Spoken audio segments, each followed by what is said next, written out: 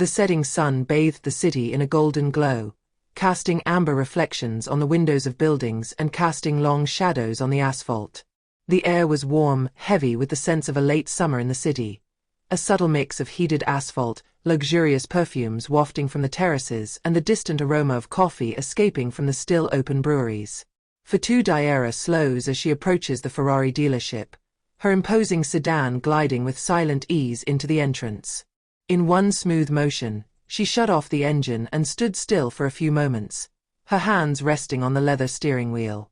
Through the windshield, she peered at the glass facade of the showroom, where sculptural cars glinted under the interior spotlights. Each model on display seemed to tell a story of speed, prestige, and power. She took a deep breath. She had dreamed of this moment. It wasn't just buying a car. It was a consecration.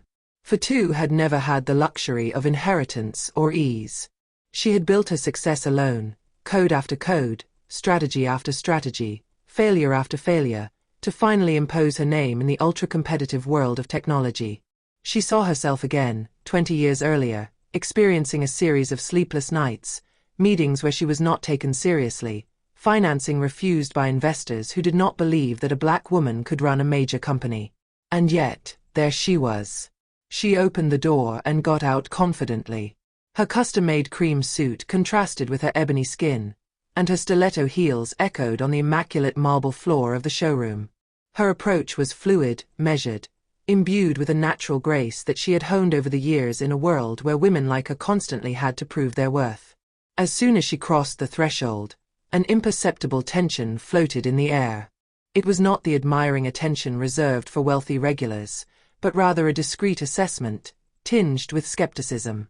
Behind the counter, a young employee looked up from his screen, exchanged a look with a colleague before lowering his voice. Two customers in tailor-made suits, who were chatting near a LaFerrari model, briefly interrupted their conversation to detail it before resuming, as if his presence was only a temporary incongruity. Fatou felt these looks. She was used to them. But this evening, she had neither the time nor the desire to dwell on the veiled judgments of a world that still believed it could classify her visually. She looked around the room, looking for a seller, when a slender man approached her. Tall, thin, his hair slicked back, wearing a Ferrari polo shirt, he wore a smile that was intended to be courteous, but whose corners betrayed a hint of self-importance. His badge showed his name, Victor. He sized her up with a quick glance, and his smile changed to a polite, but distant expression. "Madam, can I help you?" he asked, his voice modulated with studied courtesy, but with a hint of skepticism. Fatou held his gaze without blinking. "Yes, I'm looking for a Ferrari SF90 Straydale." A silence stretched out for a second. Victor raised an eyebrow, as if amused by the request. "Are you sure?" His tone was measured, but the nuance was evident. Fatou stared at him without flinching. "Yes. Rosso Corsa red, black leather interior." Victor crossed his arms, tilting his head slightly. "This model is very exclusive. Perhaps you would be more interested in something more accessible?" Fatou held back a sigh. She knew that tone. This look heavy with judgments hidden under feigned courtesy. She had encountered him so many times, since her childhood, in classrooms, during job interviews, in business dinners where she was the only black woman among skeptical faces. We measured her, we evaluated her, not on her intelligence or her background, but on silent prejudices that stuck to her skin. But today, she no longer had anything to prove to anyone. "I want to see the SF90 Straydale. Rosso Corsa red, black leather interior." Victor crossed his arms, letting a smirk tug at his lips. He looked at her with that contemptuous indulgence that some men reserve for women they think are lost in areas that are not theirs. "All right. But be aware that this model starts at €500,000. His tone became slower, emphasizing the amount, as if he was trying to make her understand that she was out of place. "We generally ask for proof of funds before proceeding." A murmur ran through the showroom. On the other side of the room, near an F8 Tributo model, two salespeople exchanged knowing glances. One of them, a young man with slicked-back blonde hair, let out a barely contained snicker. Elegantly dressed customers also turned towards the stage, amused. Fatou took a deep breath. She knew this game. The gentle humiliation, the insinuation that she was an intruder, that she was wasting her time here and that she would soon be put in her place. But what they didn't know was that it was she who was going to put them in their place. Calm and impassive, she took out her phone and dialed a number. "Mr. Lambert, could you immediately confirm the availability of funds for a cash purchase?" A silence instantly fell in the compound. Victor, who until then had displayed a condescending confidence, arched an eyebrow. Maybe he expected her to act like a joke, to mumble an excuse, to pretend she had a network problem to cover her embarrassment. But instead, the deep, calm voice of his banker echoed clearly through the space. "Of course, Madame Diarra. You have ample funds available. The transaction can be completed at your convenience." A heavy silence fell in the room. The snickering stopped. The salespeople who had been laughing moments earlier looked down, suddenly busy examining their tablets or adjusting their costumes. Victor had lost his splendor. His face had just frozen in an indefinable expression, oscillating between embarrassment and panic. He had banked on this client's shame, on her embarrassment. He now found himself exposed in front of his colleagues and clients, reduced to silence by the sheer force of facts. Fatou remained imperturbable. She slipped her phone into her bag with measured slowness, then looked into Victor's eyes. "So, can I finally see the car?" she asked in a calm but sharp voice. "Or should I go to another dealership where they treat customers with respect?"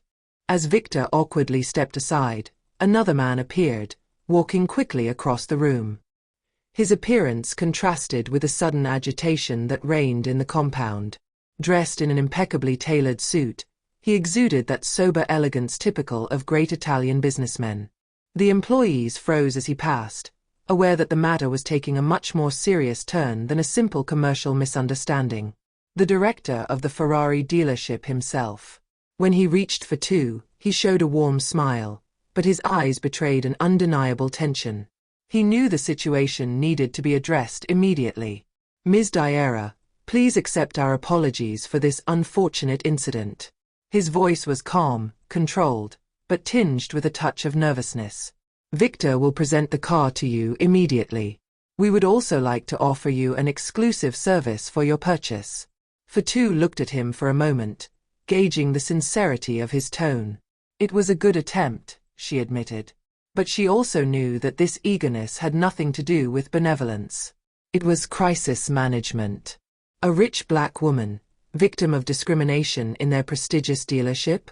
The affair could quickly tarnish their reputation, especially in the age of social networks where each humiliation could go viral in a few hours. Then she smiled, one of those measured smiles that contain more force than loud anger. "I don't want privileges, only respect," she replied calmly. "But I note your effort." The director inclined his head slightly, understanding that he could not make up for his mistake with a simple commercial gesture. Above all, he had to learn a lesson from it. Victor, now as pale as the marble beneath their feet, began to move again. His sweaty hands betrayed his nervousness. His arrogance had vanished. He was no longer that confident salesman, convinced that he had guessed the type of clientele who came through their doors. He guided Fatou to the SF90 Stradale Rouge Rosso Corsa, a jewel of engineering and elegance, enthroned in the center of the showroom like a work of art. This time, his tone was more humble, his posture less rigid. "This is the SF90 Stradale, ma'am." Fatou touched the incandescent red bodywork, observing the perfect curves of the car. Then, with deliberate slowness, she opened the door and settled into the black leather seat. The smell of new leather, the feel of the steering wheel under her fingers, the perfect position of the dashboard. Everything was exactly as she had dreamed it. It wasn't just a purchase. It was a moment of victory. Not only for her, but for all those who had been underestimated, judged before even being able to express themselves. Without hesitation, she signed the papers. The transaction was settled in a few minutes, without further discussion.